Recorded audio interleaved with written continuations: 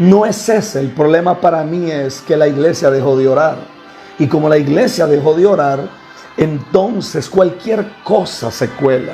Y cualquier cosa se le llama Dios, a cualquier cosa se le llama profeta, a cualquier cosa se dice ese hombre es un hombre de Dios, una mujer de Dios tremenda, con un ministerio poderoso.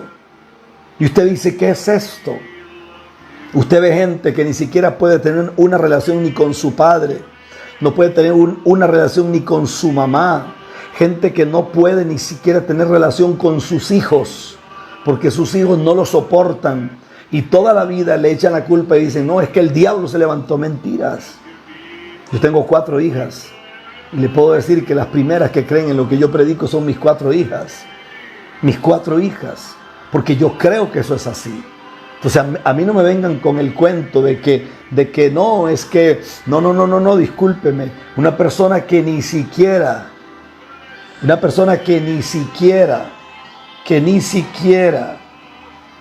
tiene una capacidad de tener una amistad con sus propios padres, que ni siquiera sus padres quieren honrar su ministerio, ni siquiera su propia familia puede honrar su ministerio. Entonces no. Gloria a Dios, nos estamos gozando al igual que ustedes que están viendo este video. Ya ustedes pudieron ver el principio de este video, de lo que el apóstol nos va a hablar de parte de Dios.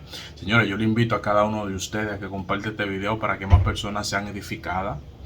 Da por gracia lo que por gracia está recibiendo. Comparte este video porque usted no sabe a quién Dios le puede hablar a través de este video. Y yo quiero que cada uno de ustedes comparte y le des like para que este video llegue a más personas. Sigamos escuchando este poderoso mensaje de parte de nuestro apóstol Rafael Ramírez. Sigamos escuchando. No es ese, el problema para mí es que la iglesia dejó de orar. Y como la iglesia dejó de orar, entonces cualquier cosa se cuela. Y cualquier cosa se le llama Dios, a cualquier cosa se le llama profeta, a cualquier cosa se dice ese hombre es un hombre de Dios, una mujer de Dios tremenda, con un ministerio poderoso. Y usted dice, ¿qué es esto? Usted ve gente que ni siquiera puede tener una relación ni con su padre, no puede tener una relación ni con su mamá. Gente que no puede ni siquiera tener relación con sus hijos, porque sus hijos no lo soportan. Y toda la vida le echan la culpa y dicen, no, es que el diablo se levantó. Mentiras. Yo tengo 4 hijas. Y le puedo decir que las primeras que creen en lo que yo predico son mis 4 hijas. Mis 4 hijas. Porque yo creo que eso es así. Entonces a mí no me vengan con el cuento de que no, es que, no, discúlpeme. Una persona que ni siquiera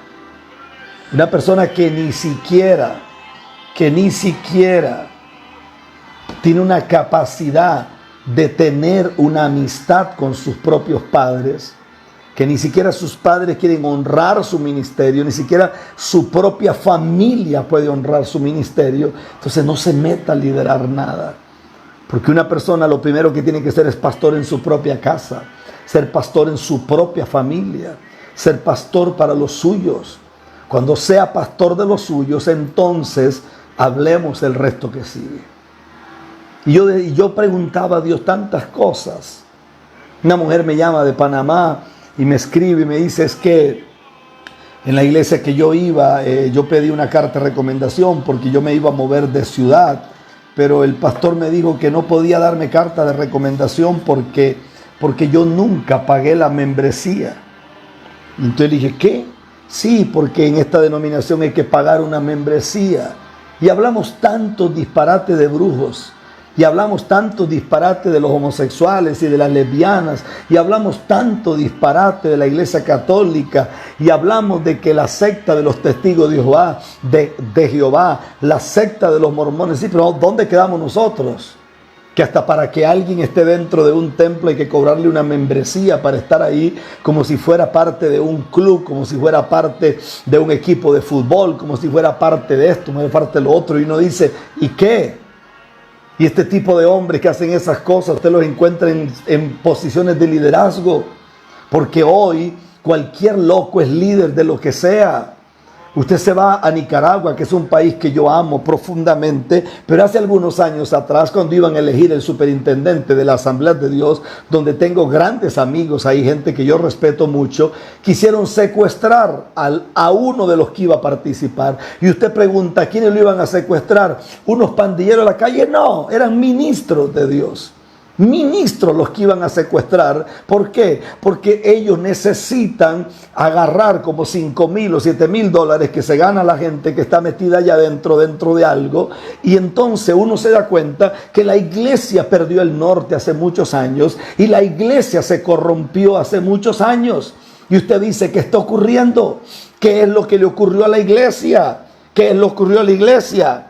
Aparece un señor allá en Argentina a principio de la pandemia, echándole a la gente un poco de aceite, y le decía que trajeran 1,000 pesos argentinos. En aquel momento valían un poquito más, que echaran 1,000 pesos de ofrenda, porque si ellos echaban 1,000 pesos de ofrenda y él echaba aceite, supuestamente ese aceite era traído no sé de dónde, y ese bendito aceite entonces no le daba el coronavirus. Y uno ve que hay gente tan ignorante que va atrás de eso como corderitos al matadero, y uno dice, pero esta gente que es que consumen droga, esta gente que es que están locos. No, ni consumen droga ni están locos. Los que están es bajo el poder de demonios, de manipulación. Y menciono la palabra otra vez que he dicho tantas veces, y es la palabra farmacia. Hay gente que toma pastillas todos los días y a esa persona se le llama fármaco dependiente. Pero la palabra farmacia viene de una palabra que es farmacaya, y farmacaya tiene que ver con lazos, con mantos de hechizo. Hay demasiada gente hechizada, hay demasiada gente bajo mantos de hechizo terribles, terribles, terribles, terribles. Y usted dice, ¿qué pasó? Van a un congreso en un ministerio X en Bogotá, que aparentemente tiene mucha gente, cobran 500,000 pesos colombianos. Una persona llega con hambre y con sed y dice, yo necesito estar en ese congreso porque creo que Dios puede hablarme. Y le dijeron, ¿cuánto dinero trae? Trae 250,000 pesos, que para una persona pobre en Colombia es demasiado dinero. Y le dijeron, sí, pero solamente puede entrar si paga los 500,000. Pero ¿por qué no llaman a fulano? ¿Por qué no llaman al otro? Llamaron al pastor principal del evento. Y el pastor principal desde afuera, desde adentro dijo, no, aquí solo entra el que honre a Dios con 500,000 pesos. Y pregunto yo, entonces quiere decir que si tú tienes plata, tú tienes derecho a todo lo que te pueden decir hasta que te profeticen un mentirero. Pero si no tienes dinero, entonces estamos mal. Entonces quiere decir que este Dios que mucha gente predica no calza en este libro santo. Este Dios no calza, porque este Dios, según este libro, este Dios mira de lejos al altivo. Este Dios socorre al pobre. Este Dios hace que la viuda sea bendecida. Este Dios hace que la mujer estéril pueda ser madre de hijos. Pero esta es la realidad del planeta. Esta es la realidad de México. Un montón de gente loca en los altares. La fulana de tal es profeta. Sí, pero esa mujer no sabe ni siquiera lo que es pasar, ni siquiera una semana en ayuno. Esa mujer lo que vive es para comer y para andar de mall en mall, comprándose zapatos nuevos y ropa nueva y el bolso nuevo. Y el día domingo que llega al culto, llega con una pompa que usted no sabe si usted está en un desfile de modas o lo que está mirando es una mujer de Dios. Pero cuando hay que hablar dice, sí, la profeta dice así. Y nada de lo que se dice se cumple. Porque esta es la realidad del planeta en el que vivimos. Ahora sí voy a empezar a predicar porque ya me calenté, hermanos.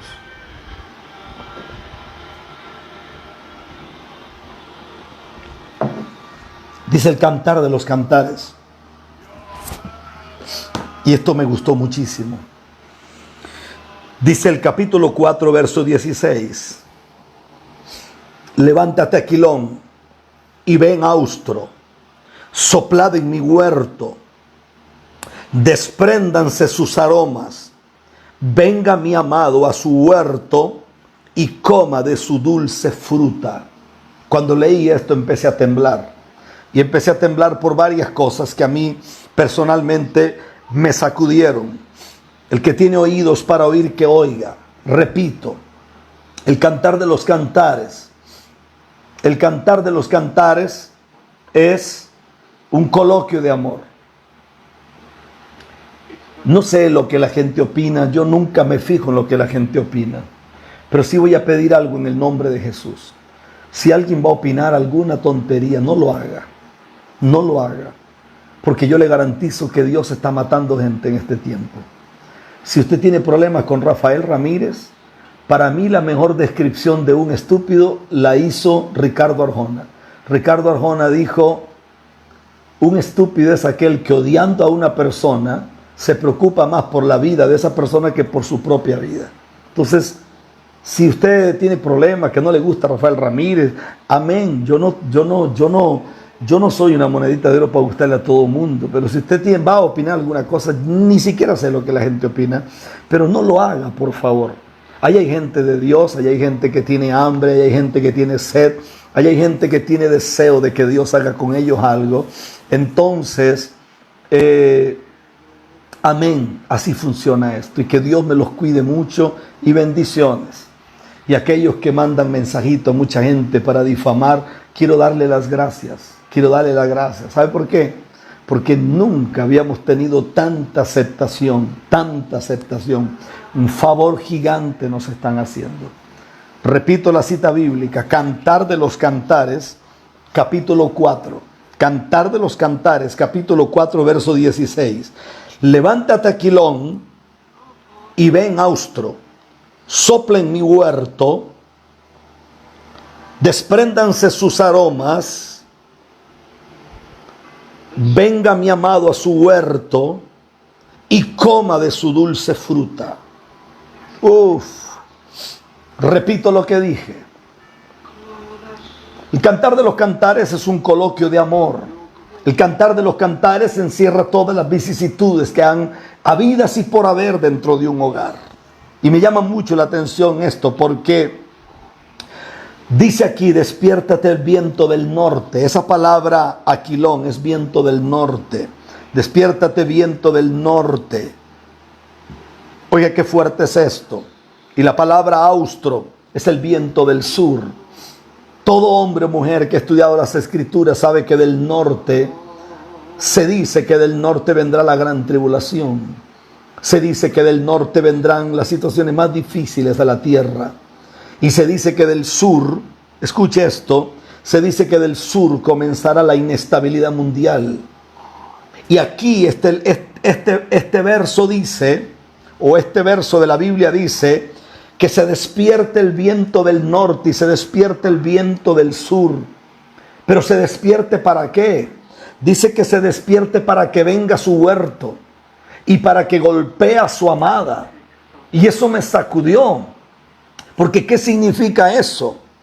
Eso significa varias cosas. Y abro paréntesis para decir esto. Usted tiene que aprender que las llagas de Lázaro solamente permanecieron mientras los perros le lamían sus llagas. Las llagas de Lázaro solo permanecieron mientras los perros venían y lo lamían a cada rato. Si esos perros no lo hubieran lamido a él, sencillamente hubiera habido un momento en que esas llagas se sanan y tienen que secarse.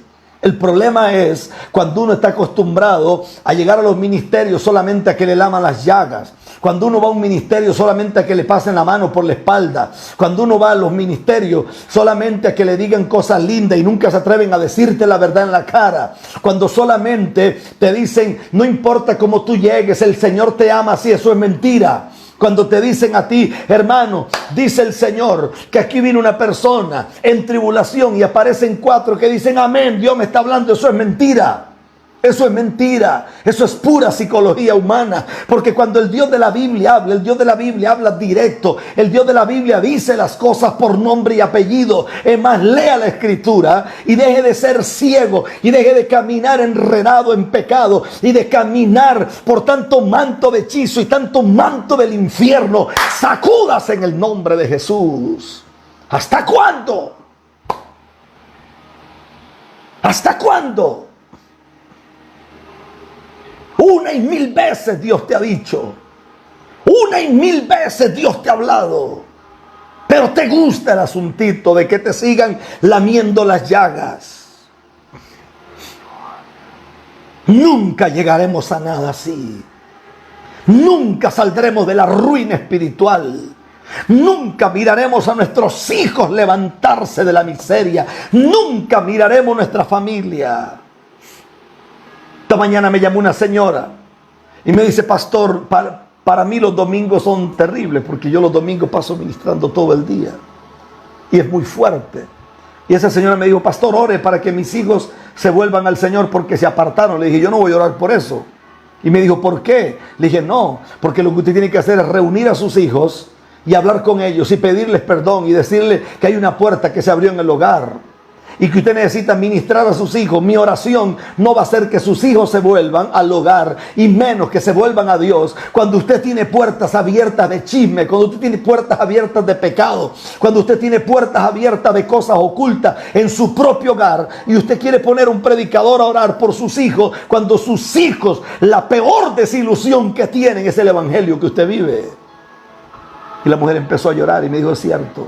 Entonces no me pidas que ore por algo que Dios no hará, porque si algo yo no soporto en mi vida es perder el tiempo.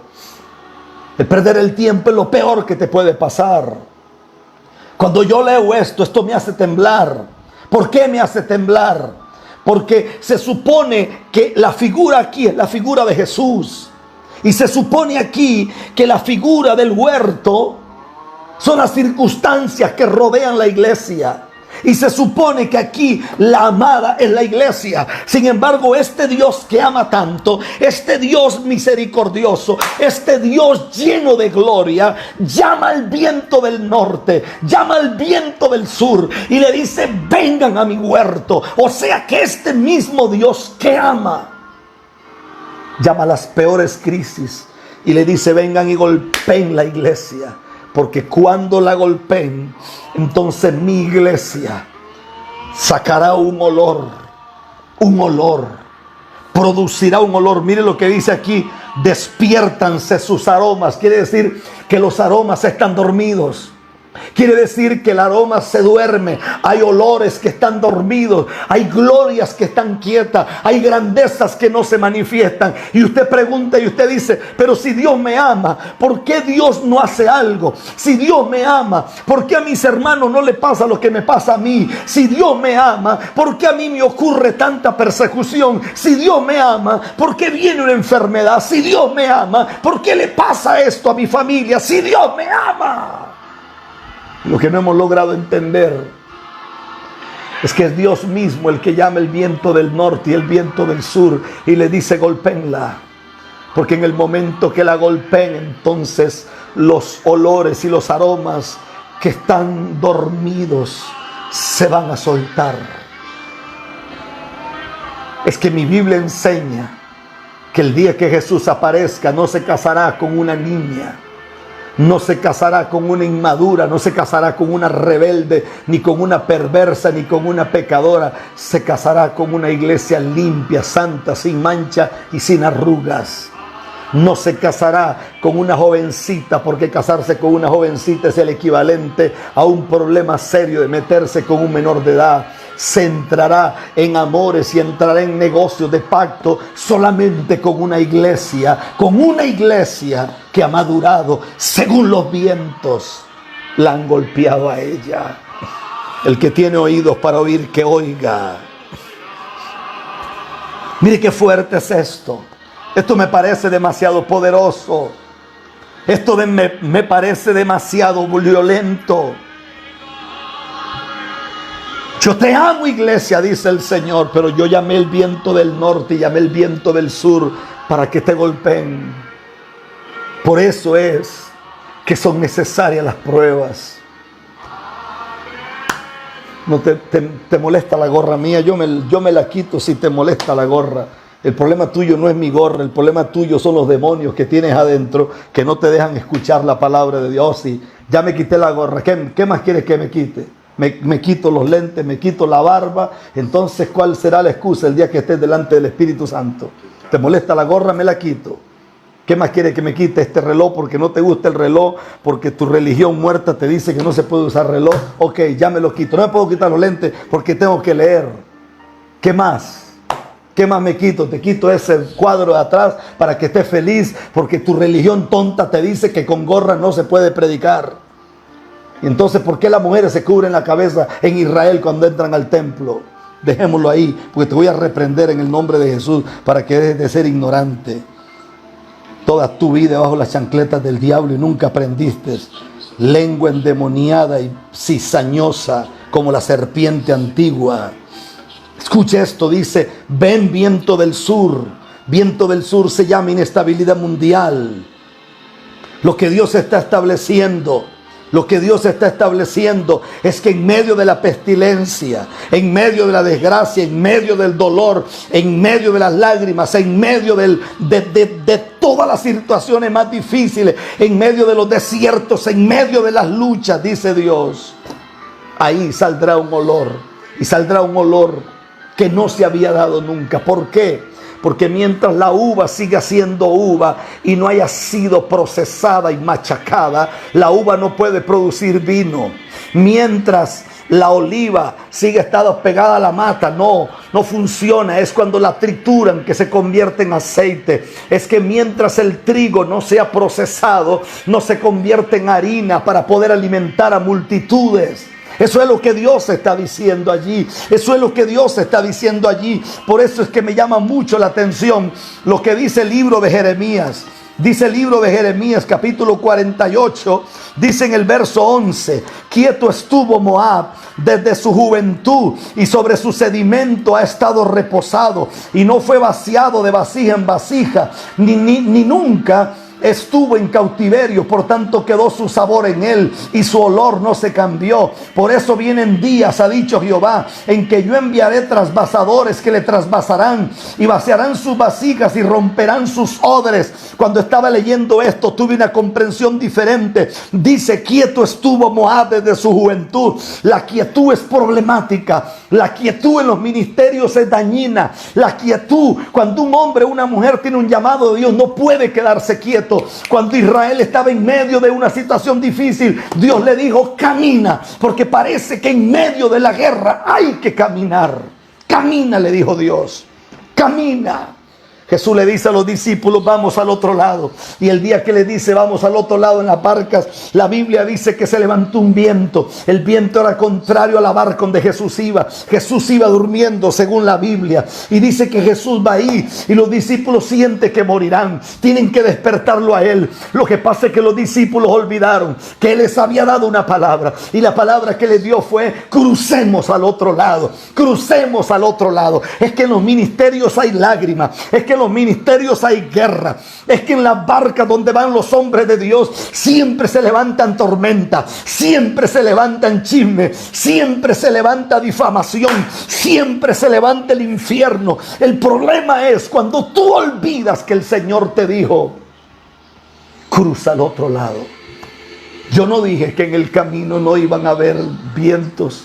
Yo no dije que en el camino no iba a haber guerra. Yo no dije ni prometí que en el camino no iba a haber enfermedad, no iba a haber dolor. Pero la orden es: cruza al otro lado, dice Dios.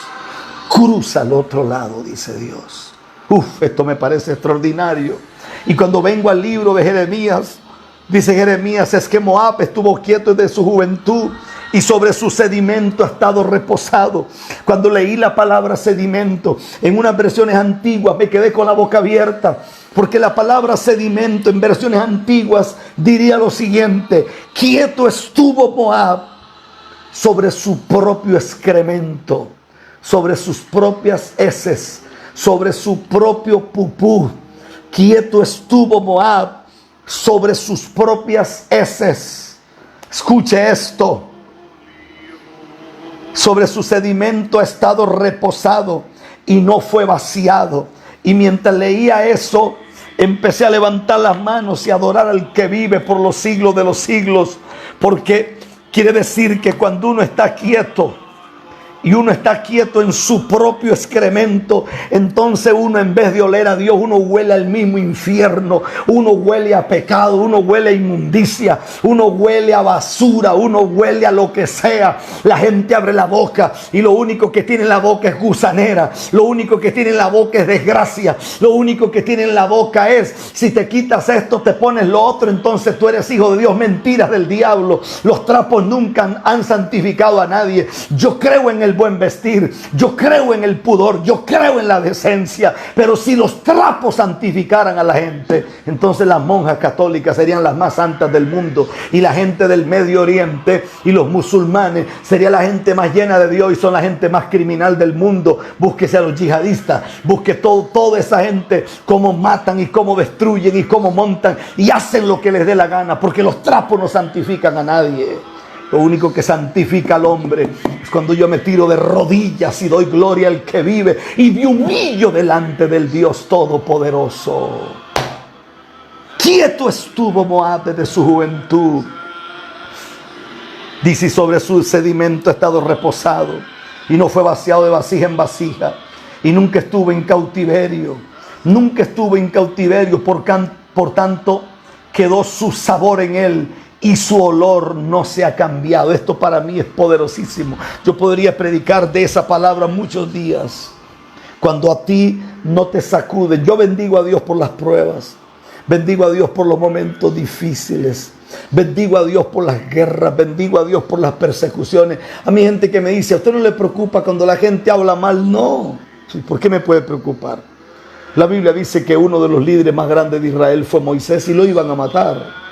La Biblia me enseña a mí que Jesús era el Hijo de Dios, y lo iban a matar también.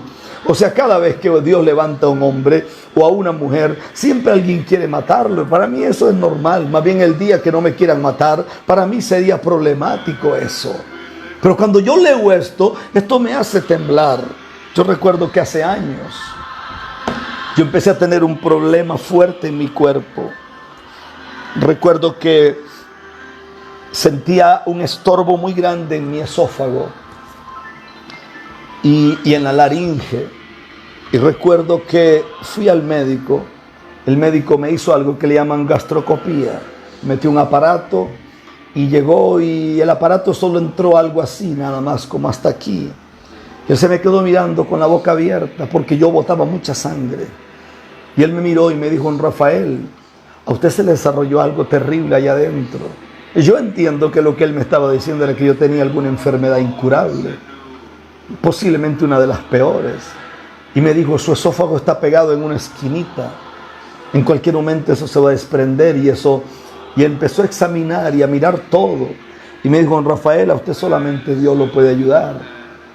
Y yo recuerdo que todos los días iba al baño, orinaba sangre, defecaba sangre, se me venían montones de sangre por la boca.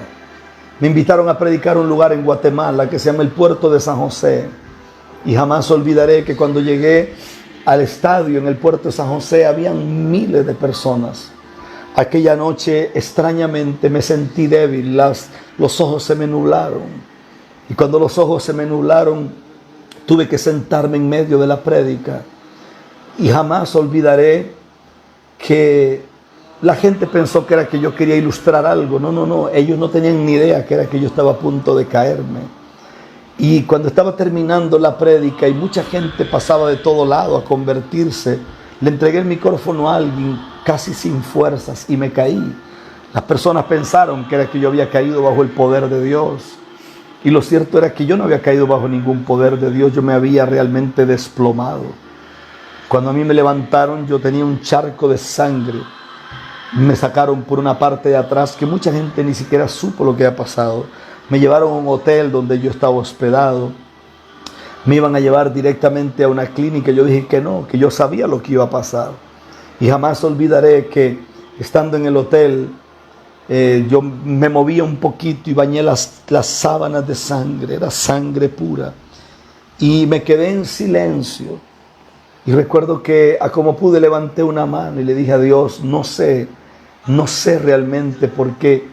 De repente uno a veces se acuerda de algún pecado que uno cometió, pero yo le dije: no tengo conciencia de haberte fallado, pero Quisiera decir como David, que me perdones aún de aquellos pecados que me son ocultos. Y le dije al Señor, yo necesito que realmente me ayudes. Mi gran preocupación eran mis hijas. ¿Qué va a pasar con mis hijas? ¿Qué va a pasar con mi familia? ¿Qué va a pasar con ellas? Y empecé a escuchar donde el corazón empezó a descender y los latidos empezaron a descender. Y empecé a escuchar cómo todo empezó a detenerse. Yo supe que iba a morir y supe que ese era el momento. Yo no tenía ni idea que había una mujer en la capital, en Guatemala, la esposa de un hombre con muchísimo dinero. No sé si son multimillonarios, pero tenían mucho dinero. Y esa mujer estaba durmiendo cuando el Señor la levantó y le dijo: ve al puerto de San José, a la habitación número tal, ahí está fulano de tal, es mi hijo, quiero que vaya y lo unjas. Esa mujer se levantó y le dijo al marido: nos vamos por Puerto San José. El marido le dijo: ¿qué? Nos vamos al puerto de San José. Y se fueron. Desde Guatemala al puerto de San José de noche, a esa hora, las calles estaban buenas en ese momento, eran como unas 2 horas más o menos. Cuando la mujer llegó al hotel, 2 horas, 3 horas quizás, cuando la mujer llegó al hotel, se fue a la habitación tal. Como era una familia muy adinerada, nadie les dijo nada porque los conocían. La mujer llegó a la puerta y tocó. Eran las 2 de la mañana, si no me equivoco. Cuando la mujer tocó, habían algunos pastores ahí orando. Yo estaba a punto de morir. Recuerdo que aquella mujer abrió un perfume carísimo, carísimo, pero carísimo el perfume. Y esa mujer, cuando abrió ese perfume, que el marido se lo había regalado en uno de los viajes que ellos hicieron a algún país, ella abrió el perfume ese que parece que valía varios miles de dólares. Y ella, como pudo, me metió la mano a mí por atrás de la espalda y me levantaron de manera que quedé sentado. Estaba lleno de sangre, vomitaba sangre mucha. Ya no tenía sangre para vomitar en ese momento, ya no vomitaba. Y la mujer agarró el perfume y me lo vació en la cabeza. Y me dijo: ¿sabes una cosa? El Señor llamó el viento del norte y llamó el viento del sur para sacudirte. El Señor llamó esto para moverte en este momento. Ahí nació ese mensaje. Ella me dice: no morirás, dice el Señor, sino que vivirás. Y dice que tu vida comenzará a partir de hoy. Aquello me sacudió. No sabía ni qué decir, no sabía ni qué hablar, no sabía nada. Yo lo único que sentía era que el corazón iba perdiendo. Y las palpitaciones iban yendo. Yo estaba extremadamente pálido. Cuando aquella mujer vació aquel perfume, y el perfume se regó por todo mi cuerpo, el esposo de ella, un hombre con mucho dinero, pero muy respetuoso, la miró a ella con la boca abierta y dijo: ¿qué está haciendo? Pero guardó silencio. Y cuando aquel perfume empezó a caer, literalmente, yo escuché una voz lejos, pero esa voz no estaba afuera, estaba dentro de mí. Y esa voz me dijo: nunca un hombre, nunca una mujer podrá llegar donde yo planeé que llegara, a menos que sea pasado por el molino. Porque es cuando eres pasado por el molino que entonces florecen los mejores olores de ti. Me dijo: tú eres un gran predicador, me dijo la voz que hablaba conmigo. Pero ¿sabes algo? Me dijo: tu corazón necesita ser quebrantado. Y yo, en medio de lo que estaba pasando, empecé a llorar. Y empecé a llorar.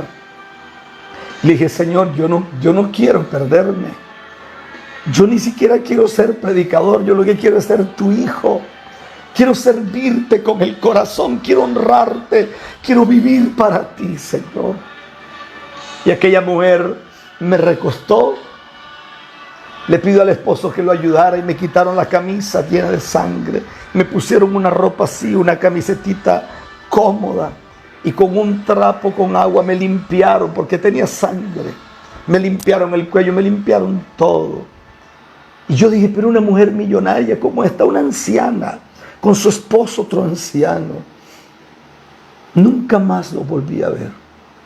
Sí sé quiénes son ellos, pero nunca más lo volví a ver. Aquel día me dormí.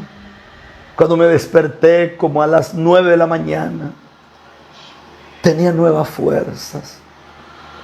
Fui a un hospital y recuerdo que en el hospital me examinaron, me volvieron a practicar otra vez la gastroscopía, le echan a uno ahí como un líquido para que se le duerma todo. Y recuerdo que cuando me examinaron el médico me dijo, pero ¿quién te dio este dictamen?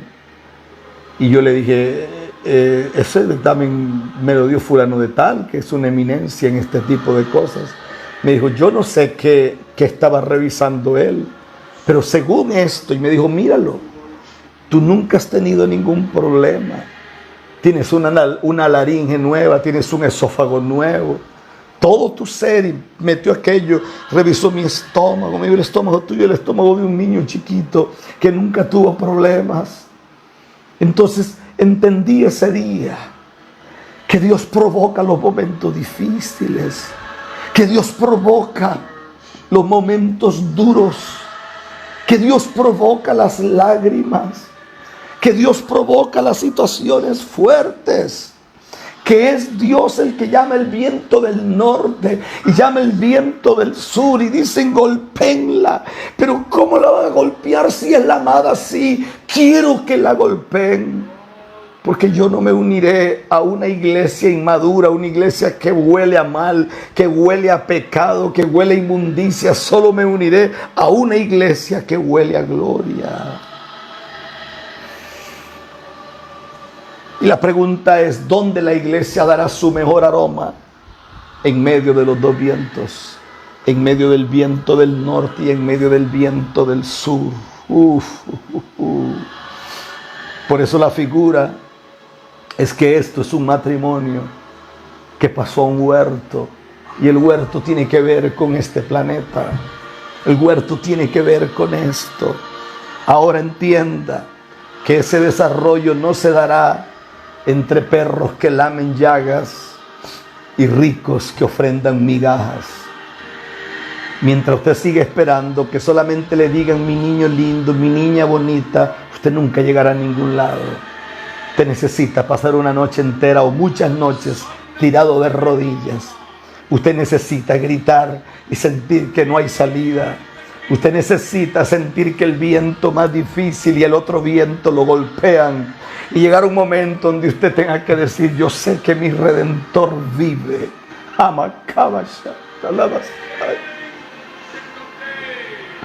Yo sé que mi Redentor vive. Del polvo de donde yo esté, de ahí el Rey me levantará. Dice que Moab estuvo reposado, Moab estuvo quieto, Moab nunca fue trasvasado, Moab era el niño lindo. Por eso yo no creo en este mensaje loco que predican hoy, no, que todo va a estar bien, que eso es mentira del diablo. Yo no soporto ese mensaje, no soporto esa mentira del infierno, no soporto. Mire los grandes congresos que hacen en Miami, o hacían, y Miami cada día más perdido, Miami cada día más endemoniado, Miami cada día más lleno de brujos y de brujas. Mire los grandes eventos que hacen en Bogotá, y a pocas cuadras del mismo lugar donde hacen los eventos hay un centro de prostitución. Entonces quiere decir que a lo que tú le llamas avivamiento, si a lo que tú le llamas avivamiento solo provoca que el agua se mueva dentro de la barca, quiere decir que tú no tienes avivamiento. Lo que tienes es un montón de emociones alborotadas y un montón de ignorantes y ciegos que caminan atrás de tus mantos de hechizo. Porque cuando algo es avivamiento, el agua se saldrá por las calles. Y la Biblia me enseña a mí, en Ezequiel 49 dice que el río de Dios se moverá, el río de Dios se moverá, y donde ese río entre sanará. Pero la iglesia se llenó de fantasías, la iglesia se llenó de mentiras, la iglesia vive en puras locuras que no son de Dios. Por eso el amado dice, venga el viento del norte, venga el viento del sur y sople, y golpéenla. Golpéenla, porque en el momento en que la golpeen, entonces saldrá un aroma de ella. Saldrá un aroma de ella. Esto me parece poderoso. Ahora mire la figura de Rebeca. Mire la figura de Isaac. ¿Acaso que Isaac sabía lo que le traerían? ¿Acaso que Rebeca sabía quién le esperaba? Dice Génesis 24 que cuando Rebeca le preguntó a Eliezer, ¿quién es ese joven? Dice que Eliezer le dijo, ese es mi señor Isaac. Isaac estaba en el arroyo del Quemebe, que tiene una revelación terrible eso allí. Y no sabía cómo era ella. Porque parece que en estos matrimonios del espíritu sale sobrando la carne, salen sobrando las caderas contorneadas y las siluetas voluptuosas. Aquí lo único que funciona son los designios que vienen de la eternidad. Gente que miró más allá, gente que entendió más allá, gente que dio gloria a Dios más allá. ¿Por qué cree que la Biblia dice orad y velad para que no entréis en tentación? ¿Sabe qué me decía el Espíritu Santo mientras oraba? Me decía que realmente esto, o sea, Jesús vino a esta tierra. Es obvio que vino por gente que necesitaba ser libre como nosotros y limpiarnos. Pero la otra parte que nunca nos dijeron es que realmente la razón por la que Jesús vino a esta tierra fue porque quería esposa. Quería esposa. Eliezer es tipo del Espíritu Santo. Abraham es tipo de Dios. Isaac es tipo de Jesús. Y la iglesia somos nosotros. La razón real por la que Jesús vino a esta tierra no fue solamente morir por los pecadores, sino porque quería esposa. Y como algunos de ustedes son buenos, porque si no se lo prueban con la Biblia, no lo creen. Mire lo que dice la Biblia en el libro de Oseas. Oseas capítulo 2, verso 19. Oseas 2:19 dice, y te desposaré conmigo para siempre. Te desposaré conmigo en justicia, juicio, benignidad y misericordia. Y te desposaré conmigo en fidelidad y conocerás a Jehová. En aquel tiempo responderé, dice Jehová, y responderé a los cielos, y ellos responderán a la tierra. Y la tierra responderá al trigo, al vino y al aceite, y ellos responderán a Jezreel. Él pudo haberse bajado del madero. Un solo ángel mató más de 100,000 personas en la Biblia. Él pudo haber pedido 12 legiones de ángeles, según dice la Biblia. Pudo haber cambiado la historia del planeta Tierra para siempre. ¿Sabes por qué no se bajó del madero? Según lo poco que yo sé, una de las razones por las que no se bajó del madero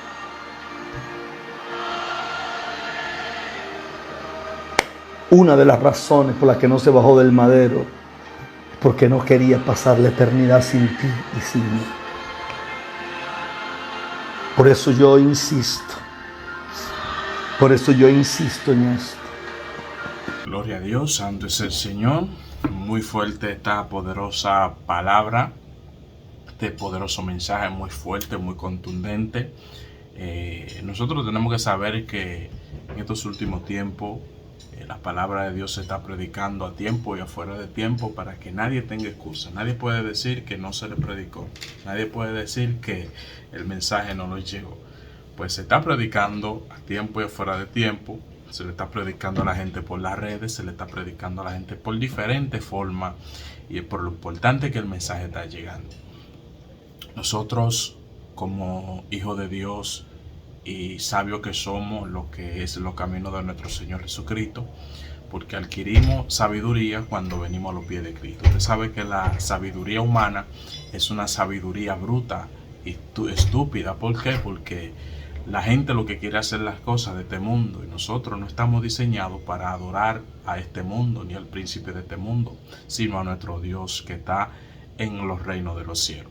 Así que usted que predica, usted que habla de la palabra de Dios, usted que tiene conocimiento de nuestro Señor Jesucristo, predique y hable la verdad, hable con honestidad, dígale a la gente la verdad, la verdad, santo es el Señor, porque estamos viviendo tiempos difíciles, tiempos caóticos, y usted y yo somos los responsables de que el mensaje de nuestro Señor Jesucristo sea expandido, sea predicada la palabra de Dios, porque ya Cristo vino a hacer su trabajo aquí en la tierra.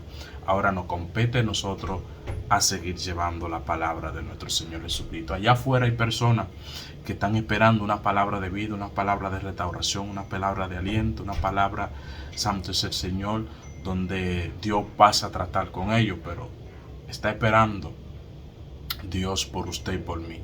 Prediquemos la palabra y hablemos la verdad. Hablemos de que Cristo viene para esta tierra y que ya lo próximo que viene para esta tierra será la venida de Cristo.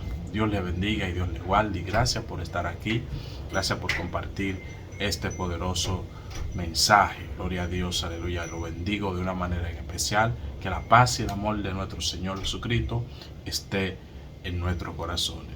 Dios le bendiga.